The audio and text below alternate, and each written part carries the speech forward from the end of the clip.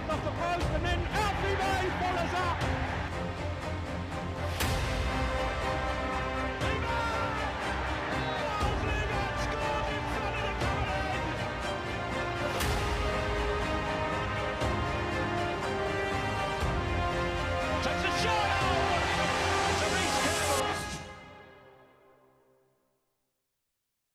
It is 5 unbeaten for Nathan Jones and the Addicts, but we aren't completely out of the relegation zone just yet. Tonight, though, we have a massive opportunity to create some distance. And that is because we face Cheltenham Town away, who sit 4th bottom. A win could take Charlton 7 points from the drop zone, while defeat would mean only 1 point separating the Addicts and the bottom 4. Cheltenham have won 3 of the last 6. Well, without a win in the last 3. So with 2 unpredictable sides, who knows how this game will go. We're less than 45 minutes until kick-off. Let's take a look at what we got coming up. We'll look back at Saturday's 1-1 draw with Northampton. We'll see who you can vote for and this year to be part of the club's Hall of Fame. And we'll take a look at a brand new beer available here on Saturday as part of the club's International Women's Day celebrations. We're all looking forward to that section, I have to say. A warm welcome to everyone who's joining us around the world. And if you haven't already, please get your live streaming pass for just £10. And as it's a midweek game, you can watch the multi-camera production of today's game in the UK, as well as around the globe. It is a huge game, so stop what you're doing and get your streaming pass immediately. As you can see, Stevie Brownie, as well as Kevin Lisbie alongside me. How are you both? You okay? Yeah, under pressure a little bit tonight. Under pressure a little bit. Why are you under pressure? Being sped up 1 and 2. MBE royalty in the room. MBE royalty in the room. With his little booster seat over there. So obviously you can't quite tell there, as Brad has just brought up, Jason Morgan, MBE, head of the CACs, brilliant job that he does, and he keeps on telling us that as well, is in the studio. Surely we've got another piece on it. Every time we have a game. We may well have, we may well have. And Brandy, look, before we talk football, we've just had a game of golf, haven't we? Yeah. Happy with how it went? Yes, so happy. 76? 76, yeah. Yeah, I left a couple of shots out there as well. So. Did you have a caddy? No caddy, geez. No caddy. Talking of which, what are you doing next week? No, my club's got really dirty Sorry, during the I'm game busy, today. mate. I can't make it. Fair enough, fair enough. Is there a reason why you're asking me? Though? No. Moving swiftly on. No, actually, Liz, do you play golf? No, I don't. I did tell you that earlier as well. I'm just asking, you just want to say it on air, whether you do or you don't? No. I did give it a go once. It worked for me, hitting a ball and then walking after it. No, gave it a miss. Okay. Fair enough. Look, I have to say, this is a big game, Liz, and I don't mind using cliche sometimes, but it's a real 6-pointer. Yeah, especially after Saturday. Bit disappointed not to come away with the victory and obviously create that gap that it would have if we won on Saturday. So, yeah, I think it's a massive game. We spoke the other day about it being a 6-pointer, and I didn't quite have it down as a 6-pointer. I had more of a pressure game. I know Brandy probably spoke to you about that, which is probably why you asked that. So. That's not actually one. You're just standing there, like, you're sitting there with that silly smile on your face. Yeah. No, it's just regular. Yeah. Don't ignore that. Yeah, don't think there's a story behind that. Okay. I mean, that's his regular silly face. Okay. So, it's that. Can't do just anything have about an angry that. If that is the resting case, face. if that is the That's it. case, I've got 2 looks. then I'll apologise. Yeah. Write the date down. 15-all. It's started already, hasn't it, between these two, I have to say. Brownie, by the end of the night, we could be 7 points ahead of the relegation zone or just the 1. How do you feel we should be approaching this? Well, I think if we start like we did on Saturday, that'll put us in good stead in terms of being on the front foot, pressurising them. They're going to come with a really similar game to us. Watching the highlights of their recent results, long throws, set pieces, and they load the box, but they also protect the box as well. So they keep the pressure on. Any little clearances out, they're straight back in. So we have to defend for the entire game tonight. And I thought we defended well Saturday. Yeah, it's just one error, and I know people have jumped on it, but it's one error. Thoroughly deserved to win the game. And I think if we come with anything like that attitude tonight and that tempo and that commitment, I can see us getting the 3 points. Yeah, I mean, look, things do feel a lot different. OK, it is just 1 win in 18, but it's also unbeaten in 5. We played the top 3, 2 draws and a win as well. We are in a much better place psychologically, and it seems tactically as well than a month or so ago. Yeah, I agree with you. I think watching that game on Saturday, I've sat here for a few times, and for me personally, I think that's one of the best performances I've seen in terms of doing the basics correctly, the energy the team had, and the combinations that we had going forward as well. So, and as Brownie pointed out, I felt at the back we were really secure and really good, and didn't look like conceding a goal into obviously making that silly mistake. But obviously that happens. But for me, for a long while, I've never seen us play like that before. And as you say, quite confident that we'll come here today and get a victory. I mean, that word is so important, isn't it? Confidence. It does feel just in the last few games that we, despite being disappointed with that late goal to concede, that we do go into this one with confidence. Yeah, it's an unbeaten run. It should have been 3 draws and 2 wins. No two ways about it. And we did sort of cover it Saturday about you've been on a bus, as has Kev, on the way back-to-back victories when you've had a hard time. The bus is buzzing, and I'm not suggesting in this day and age they would have pulled over for a beer. But back in our day, you come out of a rut, you get a case of beer, and you're all in it together. You're back down that motorway, and there's a really good feeling on the bus. That was the really disappointing factor, I think, in conceding that goal. Was the fact it's back Couldn't to stop back. off and get the beers. Is that what you're saying? Well, no, back-to-back wins, I think, is the big thing. Back-to-back wins, but I do expect us to pick up 6 points over the next 2 games. It's not going to be easy. I said it. You don't just say these things because it's Cheltenham and it's Carlisle. But what you do think is how we've been playing and how we've been progressing, and we picked up those results away from home against 3 very, very tough teams, or 2 away games, very tough teams. You do expect us to be on the front foot and pick up results in the next 2. And if we do, that suddenly becomes 7 unbeaten with 3 wins out of the last 4, and you are. The distance is created for you to not relax entirely, but the pressure's off from where it was 2 weeks ago. Let's not underestimate Cheltenham. Absolutely. They are fighting for their lives, aren't they? And they will look like this is a great opportunity for them to haul not just ourselves in, but the teams around us as well. Yeah, definitely. I think they'll look at that performance on Saturday by us, and I think they'll be a little bit cautious in terms of how they play against us, because we do have a lot of firepower, and we did look solid on Saturday. So I think maybe they approach the game a little bit different than they would have probably 3 weeks ago. As I said before, I think we look like we look a lot more confident in what we're doing. So I think this is a good opportunity. I think I've played there before, and this is a difficult ground to play at. It's a really difficult place, and if we allow the crowd to get involved and we allow them to get ahead of steam, I think it'll be a difficult game. We're just waiting on to have a look at the teams as well. But what I can tell you, actually what I can say as well, it's a shame this game wasn't next week and it was an OB and we were in Cheltenham. We could have done the horses first, couldn't we? Right. And then done the game off. That would have been dangerous for you, though, after a couple of beers, surely. Well, I'm not really, for a number of reasons. Like horse racing, so I'd have gone missing, I'd have come on a little bit. That might be a good show, Who knows? It'd be a very good week next week anyway, I'm sure. No changes that we're hearing in terms of the actual starting lineup. And can you understand why? We talk about the consistency. Yeah, that's one argument, isn't it? Fielding the same players that put on a half-decent performance, but the way that Nathan's been rotating previous games, where some people have been coming out of that squad completely after starting, you wouldn't have been surprised if there was 1 or 2 changes, but I quite like the fact it's the same team. I think if you've got the shirt, certainly when I was left out of a side, if I came in and I put in a 8 out of 10, I would want to have kept it. So I think when you put on a performance like Saturday, it's almost like you know, go and get the result tonight then. You did well Saturday, go and get the result for me tonight. Can you understand that, Liz, as well? And Curbs has always talked about sort of wanting that consistent team selection. Yeah.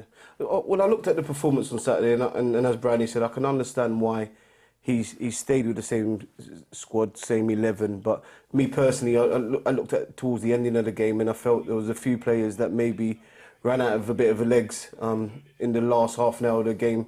So maybe, I don't know if they can play with that intensity again, which is needed in the way the manager wants them to play. So it'll be interesting to see if the boys that play today can perform the same sort of a performance they did on Saturday, because they put in a lot of work and to obviously get the draw in the last moments of the game, that would have taken it out of them. So yeah, a bit shocked that he's not made a few changes in the attacking areas.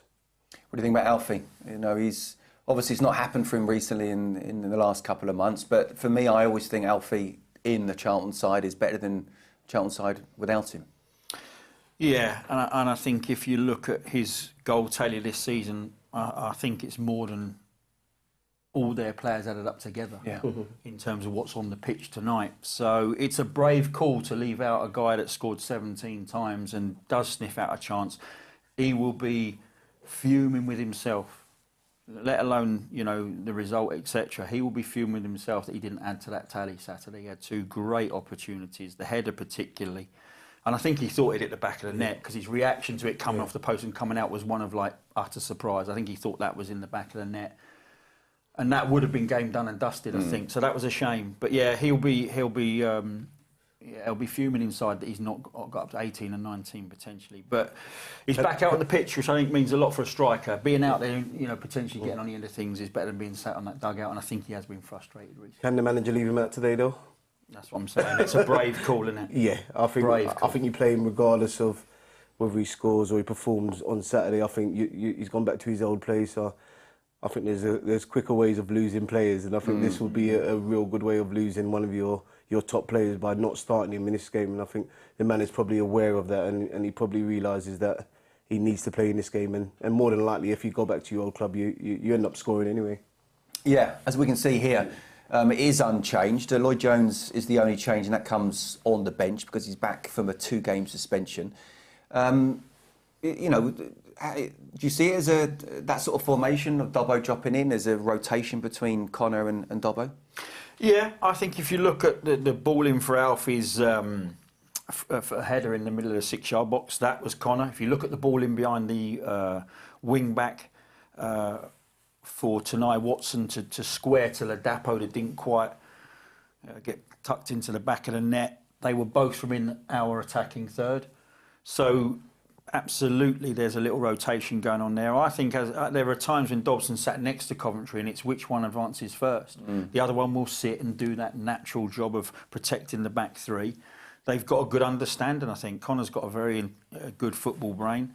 Dobbo will, as we know, work his socks off. I think George is less comfortable when he's in the forward area than Connor, but he's a willing participant. You know, if it's on him to get forward, he will do it because George is the kind of lad that will sacrifice whatever you need for him to sacrifice for the team. Yeah. Options off the bench, of course, you have to say. But just with Alfie, I mean, he is Cheltenham's leading EFL goal scorer. So it's one of those where, how much did you love playing against your old clubs, Liz? Yeah, I mean, for different reasons, innit? I think first of all, you want to go back there and you want to see everyone that you've known for ages and you've shared so many good memories with, and then secondly, you want to score. Yeah. He's a goal scorer. He wants to score goals, not necessarily to put them down or to obviously beat them, but I think it's more of a self thing. With a selfish striker, you want to go there and you want to score goals, and you want to prove to them that you're still doing it. And listen, he's a goal scorer, and I think every time he's on the field, I feel like he's got the quality that we need. And as Brownie said, you'd rather have him on the field than off the field. And I think every time he plays, the team sort of play to his standards as well. Striker's selfish, you just said. They're very, very selfish, very insular. Well, as soon as I said that, I knew that was coming. They want all the glory. You get in the dressing room sometimes and they go, well, I did my job in a 3-1 loss. I scored. You know, it's not my fault. You started them off now. All the bad memories are coming back now. All the finger pointing when we've lost, yeah. From a serious point of view, though, Liz, I mean, obviously we know you scored the hat-trick against Liverpool. But do we? I saw a good volley up at Ipswich come on the timeline. I thought, he did score another one. Yeah, there's 2 against Tottenham as well, and the Chelsea one. We don't like to talk about it, though. I love it. There were some times, obviously, not very often in your career, but you go through a bit of a patch. How difficult is it to deal with it? How do you deal with it sort of almost away from football as well? Does it affect you? And then how do you get back to scoring form? Yeah, I think people always speak about the money side of football. Brownie spoke about it a lot when I was playing. All the time. All the time.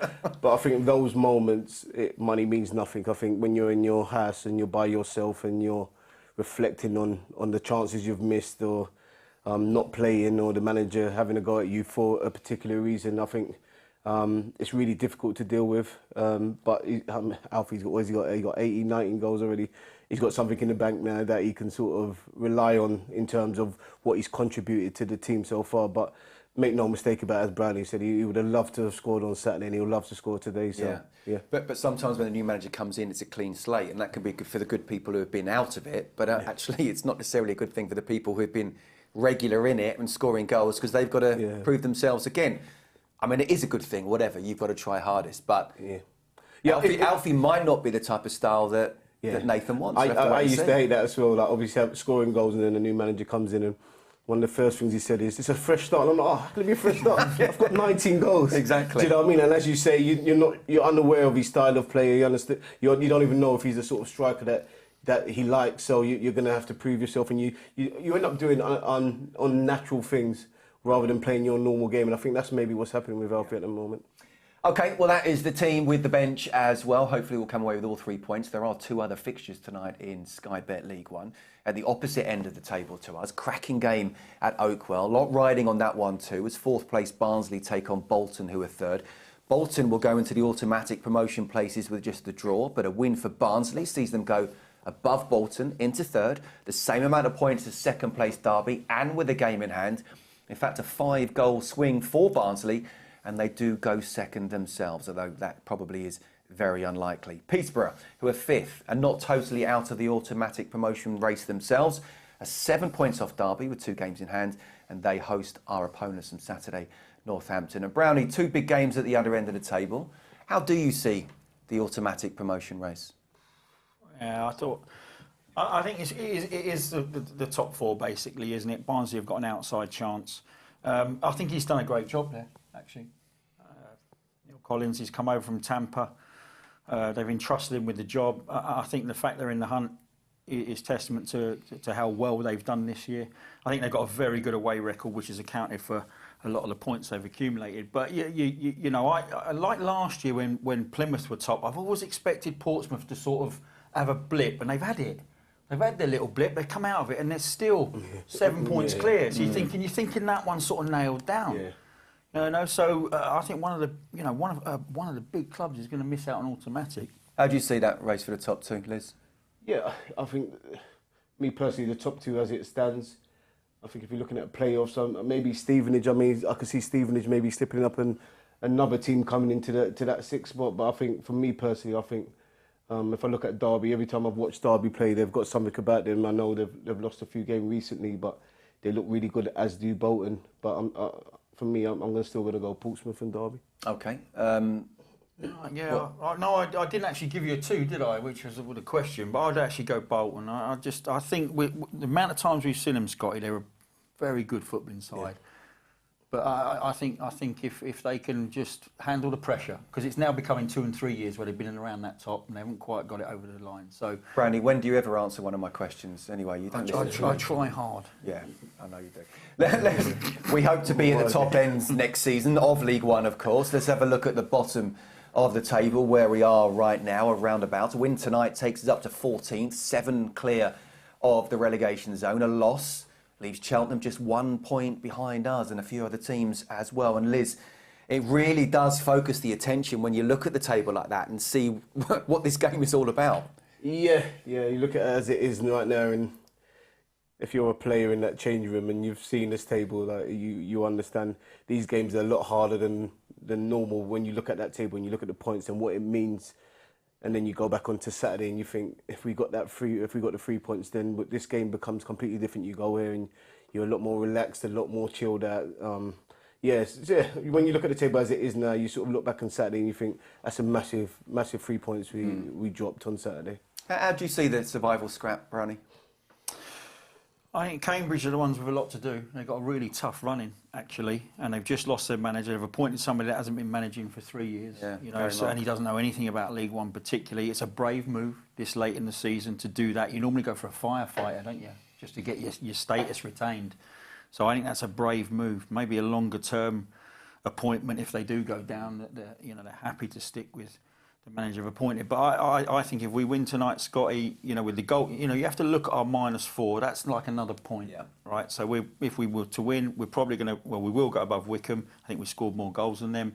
Suddenly you wake up tomorrow and there's that huge gap. There's so many teams between you and that bottom 4. that nothing's done. But from where we were when we were sat here, 2 weeks ago, and in live standards we dropped into the bottom four. It's a very good turnaround in a short space of time, and it's got everybody feeling much better about the situation we find us in and a bit more comfortable, about staying up this year. But I think obviously Carlisle bang in trouble. Fleetwood have, since their change of manager, have made a fist of it, and Port Vale with their games in hand, Cheltenham with their games in hand. You never know until they catch up. Yeah. But I think the bottom six there, for me, are going to end up in those bottom six positions. OK, got a question on WhatsApp, we have to say. Dom has asked, is there more pressure on this game than there was at Peterborough, Derby and Bolton? As we stand right now, yes, 100%. I feel, as Brownie said, if we get 3 points here, there's a massive gap, and the style of football we're playing at the moment, with the intensity and the forward passing, I feel like we can then start looking up the table, and we can start thinking if we can catch the teams above us. If we lose this, I think it's going to be a difficult one, because I feel like then we go home and we've still got that gap between us and the bottom four, and with that gap, every game becomes difficult, even the easy ones. So yeah, this is for me. This is probably one of the hardest games of the season for me. Yeah.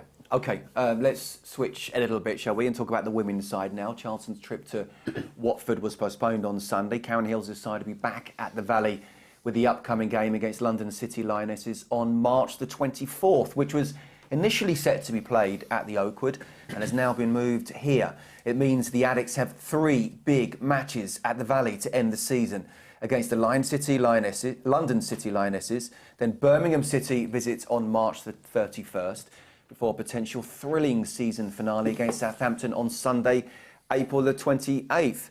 And I was going to go to Brownie, but obviously you're just drinking your coffee there, aren't you? As quick as you possibly can. You don't want your coffee cold, He just has to wait 5 minutes. Honestly, he's unbelievable. He just has to wait 5 minutes.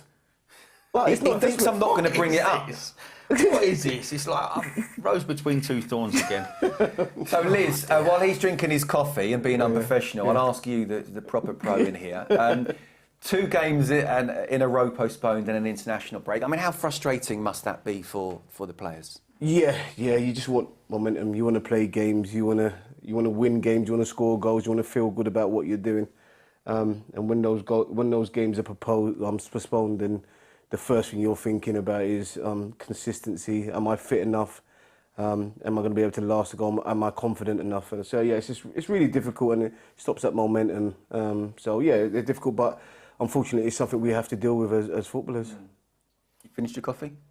I haven't finished it. Okay. Iced coffee now, or is it? No one heard it. No one saw it. Yeah, we saw it. I saw it. Anyway, and we thought, listen, the worst thing about the postponements is other teams get results and the gap appears. Well, look, I mean, on a serious note, I was getting that again. Less and less time these days. For me, you weren't. But it is actually, you make a good point, even, I'm not sure you actually meant to there, but 4 points off the top with 2 games in hands, and it's clearly still in our hands, isn't it? But that's what you meant. That's exactly what I meant. That's what I meant. It does look like we're in for a thrilling finale for the women's side, and there's every chance we're getting to the WSL. Yeah, and there'll be twists and turns, and that's like I do a Curbs. It's great that they're playing here. Yeah, 100%. Because that's what I hear. Yeah. And it is great they're playing here, and there's 3 huge games. I think that, like I just said, when you have a postponement, you're kind of half praying there's a draw or a loss, and then it's like match play golf, isn't it? The other guy sinks a 30-footer, and you miss your 6-footer. Is that like me today? Yeah. Is that how you felt? Well today. You played well today, but no. You see another team win, and suddenly it's 4 points, and now the pressure is on. So the next game comes along, there's more pressure on to win. Yeah. So many games here at the Valley. Please make sure you go to the website, get your tickets to help Charlton's women get towards the WSL. Okay, now it's time to take a look at who has been nominated for the Hall of Fame. For the first time ever, Charlton women's legend will be going into the Hall of Fame. Kim Dixon, Karen Hills and Pauline Cope are the nominees, so make sure you get voting.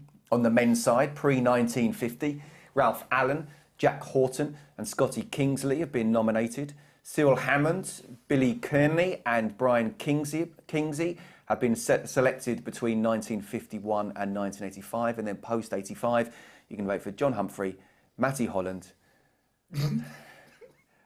or Scott Minto. He's coming last. He's last. I only found out yesterday I was nominated. He's last. That's brilliant. Let's go. It's a great achievement. You must be in the Hall of Fame. I'm already in there. You're in there. You're taking me out there. You've had a chance, haven't you? You've been in the voting system, surely. Brownie, I have no control over this, mate. I have no control.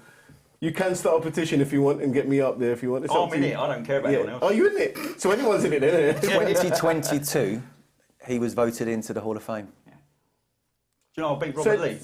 And he got really upset about it. What's up? Yeah. He's still bitter now. You will get more percentage than Robert got. He got 8%. Did he get 8%? Did he? No, I like to tell him that. Did they say what? Are you two going to vote for me or not? That's what I'm asking. I will vote all day long. Thank you. All day long. I think I need to actually watch Brownie vote. Yeah. I'm not. John Humphries. Listen, anybody remembers me, remembers Johnny Humps and what a player he was. Yeah, And he Matty was. Holland, obviously captain of the glory years as well in the Premier League. I think I'll take a bronze right now. Full information on the club website and in the match day programme at the weekend to make sure, please, you get your voting done. Now, next up, at the Valley, we play Carlisle United in a very, very big game. The game is also the club's annual Her Game 2 fixture. So make sure you get your tickets now to get behind Nathan Jones and the team. And Brownie, it's you mentioned it already, actually. It's another big one. And you and I are going to be pundits together, aren't we? Yeah, looking forward to that. I am looking forward to that. I think Charlotte's taking the seat. The show, and we're doing the punditry. So it'd be much more fun than this one, to be honest with you. Which way are you looking, this way or that way? Much more fun. And you'll be much smarter than the one we got on tonight, with his bulletproof shirt on. Charlotte, you'll be absolutely smashing it, as you always do. But it would be good to get a massive crowd here again, wasn't it? I mean, just how important is it, Liz, from a player's point of view, that the crowd do come and get behind the lads? Yeah, I spoke to Brandon on Saturday and I said if they play like they did on Saturday at home with that intensity and that energy and that confidence, I think the Charlton fans will appreciate that, and I think they'll come back and they'll get behind the team. So yeah, it'll be interesting. Hopefully we get the win today, and then we have that Carlisle game. I think we'll do well, and I think we'll have a convincing win at home. Fingers crossed. Please come and support the lads if you possibly can, and if you want to, you can enjoy the game in the comfort of hospitality.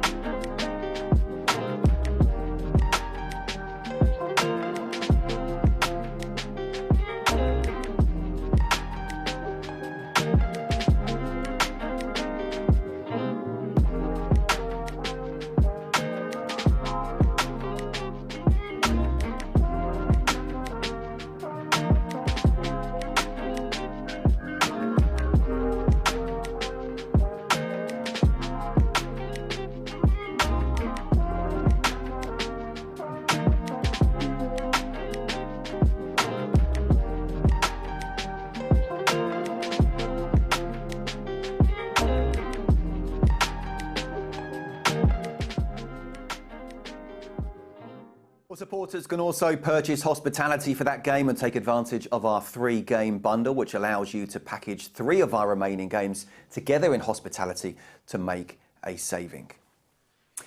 Now, on Saturday, you'll be able to try a new drink at the Valley. Charlton and Meantime Brewery have teamed up ahead of International Women's Day to launch the About Time beer. About Time beer will be on sale at the Valley, Meantime, and pubs across London in time for International Women's Day this Friday.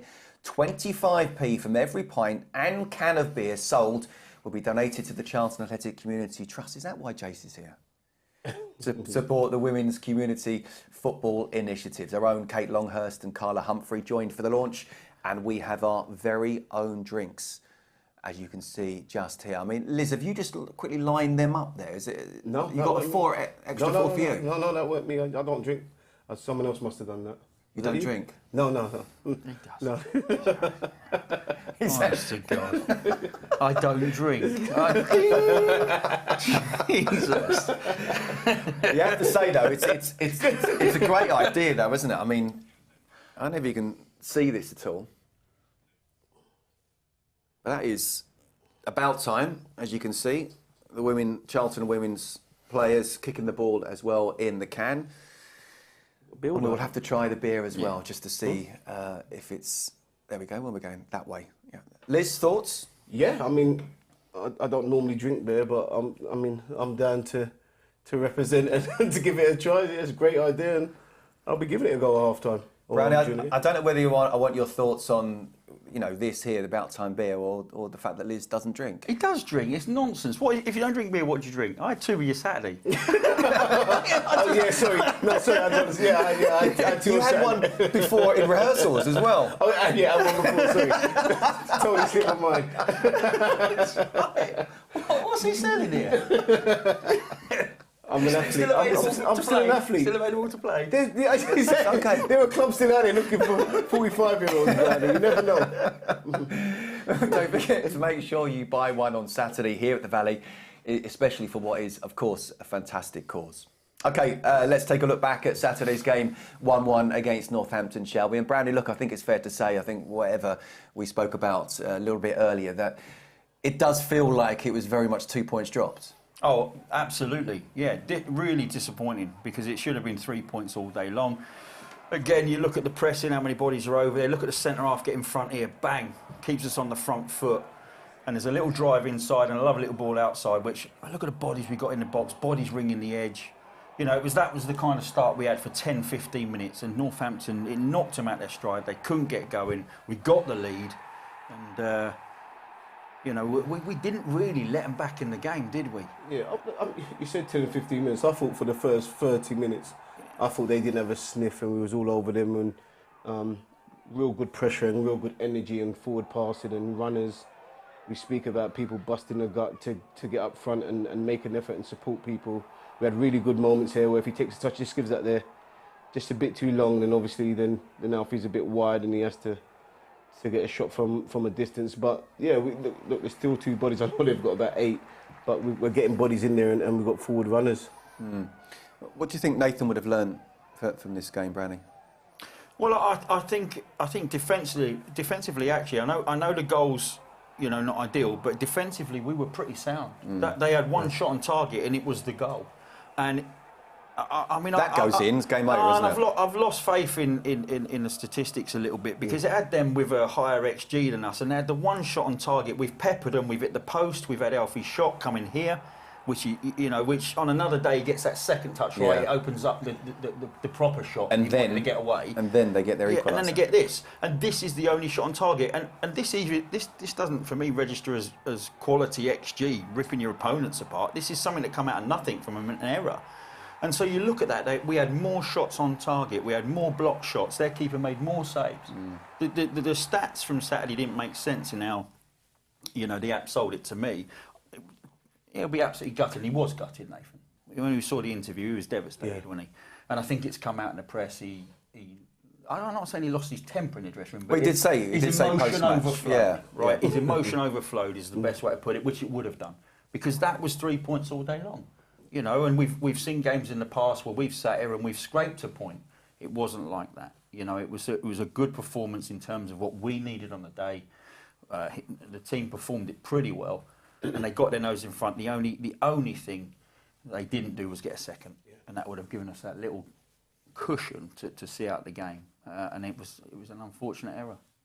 Liz, I actually don't mind a manager having a go at play, even if he's gone a little bit over the top, as long as he then brings it back a day or so later and and doesn't lose him. But football's gone a certain way that you almost can't have a go at them, and that doesn't create resilience then, does it? Yeah, in my head I'm trying to picture what he was upset about. For me personally, the only thing that he could have been upset with was with the keeper's mistake. It was Harry's mistake. Okay, yeah. He had to go at Harry. Yeah, well, that's fair enough, and I feel, for me, lack of concentration, and Brownie spoke about it halfway through the game, and he said the only way we're going to concede is by our own mistake, and that's ultimately what happened. And I understand that he has to go at the goalkeeper, but I think in general we played really well, and I thought we controlled the game for 80 minutes, 82 minutes, and then obviously there's a mistake, and he's got a right to have a goalkeeper because he's cost him 3 points, and also maybe safety at an early stage in the season already. I think also sends a message to the rest of the team as well to make sure you're absolutely on your toes all the time, and there is about accountability and responsibility. I also think it's important to bring him back and not lose him. Let's go back to the WhatsApps, shall we? Because we've got a question here. What do you think of all the Northampton manager's criticism of the way Charlton play now under Nathan Jones? And that's Alf from Erith. Easy to say when you've accumulated enough points this season to do what you want to do. Let's see what he says when Northampton are in, if and I hope they're not, because he's done a great job. If I'm honest with you, Northampton are punching well above their weight. They've probably got a lower half budget and they've had a great season, regardless of how they end it. So it's easy, you can sit on that pedestal and say that now. But let's see what you do when you're in the bottom four. You're still going to tap it to two centre-halves in the 6-yard box if you need points on the board to stay up?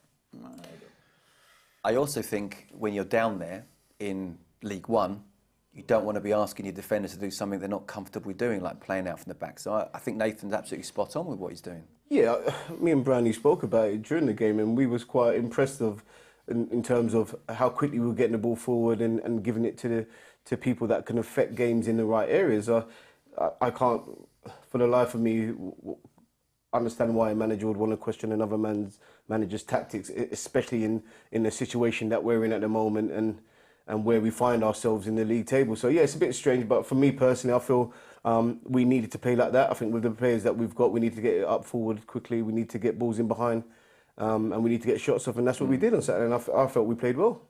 I totally agree with you, although Liz would say that, wouldn't he? Obviously, being a striker, you want to get and 100% right. Yeah, get the ball up front. Stop messing around with it at the back. Absolutely. I agree with you. Look, Brownie, you talk about stats and you don't sort of rely on them 100%, but it was everyone absolutely gave it their all from a physical point of view. Which player do you think covered the most ground? Oh, did we not do this Saturday? And I got it wrong anyway. And I said Anderson. It wasn't. It was the wing back. Small. Liz? I'm going to go for a striker. Am I right? You were right the first time. So Anderson. Thierry Small was third. Ooh. Connor Coventry second. It's 2 games to go. It's Tuesday today, by the way. Too many games. Connor Coventry second, and Karoy was first, totalling more than 12 kilometres. Okay. You know, how good has he been recently? I mean, not just in terms of scoring goals, which is the headline thing, but you know, sometimes Alfie's been pushed out wide when we're thinking actually he can play number 10, but he's been given a lot of faith, and you can understand why by Nathan. Yeah, and I think we've all been in a position where a manager puts his arm around your shoulder. You might make a mistake. You're in the next week, you know. And I've played for managers where I've come out of their office and you're standing 6'5" and your chest is out, and you can't wait to get back on the field. And that's the difference. People can't ever understand. You can't sit in a stand and understand how someone feels when they're playing with confidence. They've got self-belief, and you do lose it. There are times when you're playing under enormous pressure. But when you're playing with confidence and belief, like the game's like in slow motion. You can see everything early. You can pick every pass. You know, that finish, he takes a touch, it's low, it gets a little deflection. That might have got blocked and out 6 weeks ago, you know. So it's nice to see. But which comes first? Because I think Karoy's performances, he got put in the side and his performances have got the praise, which then builds the confidence. I think he done really well when he got back in the team. It's not easy for a kid when you come in, and there was a lot of praise for him early on in the season, and he's come out and been left out, you know, and he's had a lot of time to think about, you know, what he needs to do. He's come back in and done very, very well. And it's not easy, Liz, is it, when you're a youngster coming into a side that's struggling? The fans obviously not happy with what they're seeing, and rightly so. Yeah. And he's almost having to act like he's one of the senior pros, and he's not. Yeah. I think the first game he played for the manager here, I think it was at home, and he was unbelievable. I don't know why I never picked him in terms of obviously covering the ground, because I felt that game he was probably our best player by a long distance. A lot of players looked like they were shying away from the challenge, and he wasn't. He was up there. He was making the tackles. He was making forward runs as well. He was covering the ground. He was everywhere. And for a young man to take on that responsibility at that age in a situation that we're in at the moment, in front of the Charlton fans, because they can be a little bit fussy at times, especially in this situation where they feel like we should be doing better, and we should be. And he stepped up and he's shown his class, and I think he'll be a big player for this club next year if he's here. Would it surprise you if I told you that in general the ground covered by Nathan Jones' side has increased in each of his games in charge, with Northampton being the highest? No, it wouldn't surprise me, and I think Kerb said it after the Reading game. He thinks that they probably got shocked a little bit by the amount of work in training that week, which then led to a slightly low-key performance against Reading. And you know, you get used to that training. It might take 1, 2, 3 weeks, but your body will get used to it and you will adjust. And I'm not surprised by that stat at all. No, they've looked sharper, Scott. They've looked like they've worked harder across the whole side. So no, I'm not surprised. Okay, let's go back to the WhatsApps, shall we? We've got a picture from DJ Dave, which I obviously can't show you, but he's on the beach somewhere, I think. Where we are tonight, watching Charlton, of course, pre-CAFC, fishing in Torre Quebrada, court 0, so it's down to our boys to score tonight. Well done, Dave. Joe said it's outrageous Lisbie hasn't been nominated for the Hall of Fame. It will come. What? It will come. If Brownie's been nominated, much less won it, it's much coming. less. Yeah. I stormed it. Yeah. 86%. Yeah. That's not fixed either. Did you see his phone bill after that? £800 No he kept one on speed dial one, speed dial one. No one in my family even knows I played for Charlton. Until you started voting. They don't care. I'll tell you what, you'll like this one, Brownie, from Len. For the record, Mr. Lisbie does drink because I bumped into him 100%. at the rum bar at the Christmas fair at Olympia last December. Oh, no, sorry, I drink over Christmas as well. Honestly, it's a joke. And Christmas, sorry. You have the gall to sit there and actually say it live. Yeah, oh no, don't touch this stuff. It's festive season, it's Christmas, of course I'm going to have a drink. Yeah, absolutely brilliant. No one else is there. I bet if anyone wants that, I saw it down a local on Friday. Please, if anyone else has seen Kev drinking anywhere, please text in. Hi lads, it's my brother's birthday today. He's 14. I've been showing him videos of Kevin Lisbie today scoring in the Prem. Can you give him a shout out? His name is Paul. Paul, sorry you've had to go through Lizzie's goals. I'm sure you've seen the hat trick. Happy birthday, 24-second video. Over 150 goals I've got, man. I swear to you. He comes out punching every time, doesn't he? Mate, no matter how many times you say it, no one can ever take away that hat trick against Liverpool. Especially Brownie. Especially Brownie. Absolutely. I like the way he used it to get in here. I scored 3. It's Liverpool, let me in. I did say, don't you know that? Yeah. The teams are coming out. Just a reminder for those at home watching on YouTube and Twitter to get your live streaming pass for today's game. Just £10 to be able to watch Charlton's TV. Multi-camera production of today's game. It's going to be a big one. And please support from your armchair if you possibly can. Let's go back quickly, shall we, to the WhatsApps.